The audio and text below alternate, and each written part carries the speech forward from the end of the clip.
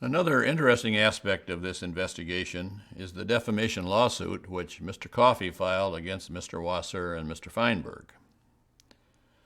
You'll recall in October 26, 2009, when the Detroit News published the initial article on the Bush involvement, Mr. Wasser was quoted as saying that the Coffey report was, quote, bogus, end quote. Then later, Downtown Publications, a recent Birmingham Bloomfield publication, in its initial issues, covered this Oakland County child killer case. And Mr. Feinberg was quoted in one of the early issues about his attitude towards Mr. Coffey, and he said Mr. Coffey doesn't know what he's talking about, in a sense. Said all he wants to do is write a book and shouldn't be listened to. Mr. Wasser then went out into the polygraph community where both Mr. Coffey and Mr. Wasser work and started bad-mouthing Mr. Coffey and giving false reports. Mr. Coffey was very upset about this. I've not had anybody yet tell me that Mr. Coffey's a liar, except for Mr. Wasser. And he filed a defamation lawsuit against Mr. Wasser and Mr. Feinberg. And Mr. Feinberg represented both of them initially in this lawsuit.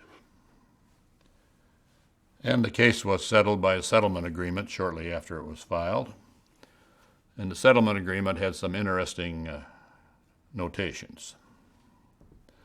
First of all, Mr. Feinberg took back everything he said in Downtown Publications, withdrew all of his statements, and that was conveyed to Downtown Publications. Mr. Wasser, on the other hand, said that he and Mr. Coffey had a different interpretation of what was discussed. And I'm going to go back a little bit in time on that. Last November, in my third FOIA request to the prosecutor, which she did respond to and I didn't have to file a lawsuit,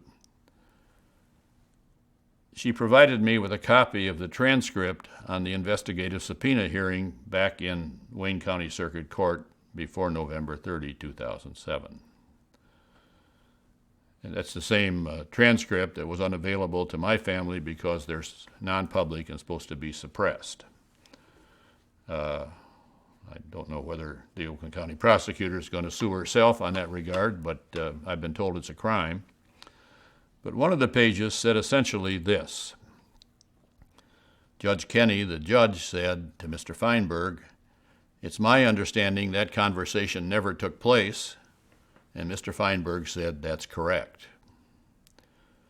So we have Mr. Wasser saying they had a different interpretation of a conversation which never took place. I would like some clarification of that from somebody.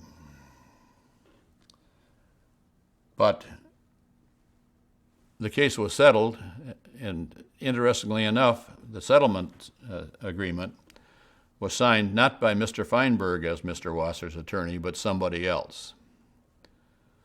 And in my business, when you withdraw in a case, it's usually one of two reasons. One, you're not getting paid, and two, you know your client's not going to tell the truth. I'd be interested in knowing why that relationship was terminated between Mr. Wasser and Mr. Feinberg. I probably will never find out, but until I am, I have suspicions about Mr. Wasser first telling Judge Kenney the conversation never took place and then saying it was interpreted differently by the two people involved.